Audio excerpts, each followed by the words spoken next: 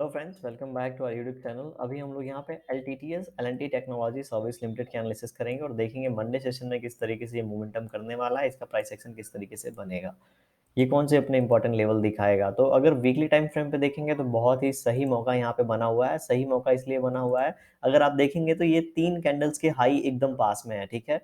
बिल्कुल exactly same लग रहा है तीनों कैंडल का हाई, और जो लो है वो भी बहुत पास में है। मतलब 3 वीक से ये एक रेंज में ट्रेड कर रहा है। कोई भी शेयर जब कोई बहुत ही शानदार रेंज बनाता है तो हमें खुशी होनी चाहिए, क्योंकि जब भी वो रेंज ब्रेक होता है एक बड़ा मोमेंटम होता है।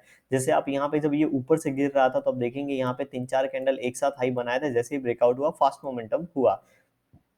उसी तरीके से अगर यहाँ पे देखेंगे, ये अगर कैंडल अपना लो ब्रेक करता है, जब बल्कि क्लोजिंग जो ऊपर दिया है, लेकिन अगर जिसकी लो कंडीशन है, ठीक है, प्रोबेबिलिटी यहाँ पे बहुत लो है। अगर ये अपना लो ब्रेक करता है तो हम लोग को सीधे ये इसके कैंडल के लो के आसपास आता हुआ दिख सकता है, इसकी प्रोबेबिलिटी लो है, ठीक है। लेकिन अगर ये अपना यहाँ पे हाई ब्रेक करता है तो हम लोग को ऊपर की मोमेंटम देखने को मिल सकता है, जो कि 700 के आसपास इसको लेके जा सकता है। तो नेक्स्ट वीक में जैसे ही ये तीनों कैंडल का हाई एक साथ ब्रेक होगा, जैसा कि जो कि है लेवल 3510 का लेवल, अगर 3510 का लेवल यहाँ पे ब्रेकआउट होता है तो फास्ट मोमेंटम हो सकता है एलटीटीएस में। इसके लिए हम लोग को रेडी रहना चाहिए, ठीक है।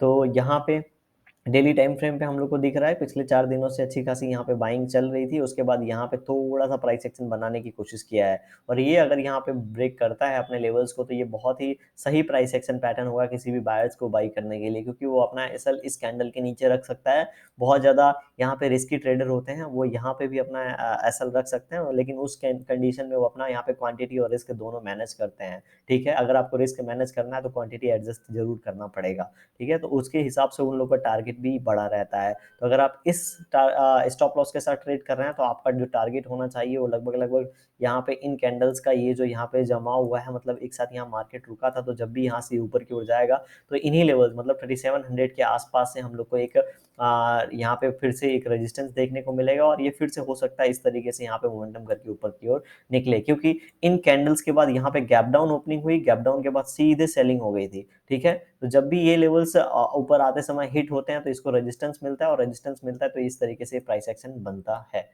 तो यहाँ पे मंडे सेशन की बात करेंगे तो 15 मिनट टाइम फ्रेम पे चलते हैं। 15 मिनट टाइम फ्रेम पे हमें जो दिख रहा है मंडे सेशन के लिए, ठीक है, अगर ये मंडे को अपने इन लेवल्स को लगभग-लगभग 3501 का लेवल अगर ब्रेकआउट देता है ऊपर की ओर, तो ऊपर की ओर हम लोग को जो मोमेंटम मिल सकता है वो लगभग-लगभग 3500 हम लोग 50 पहला टारगेट रखेंगे।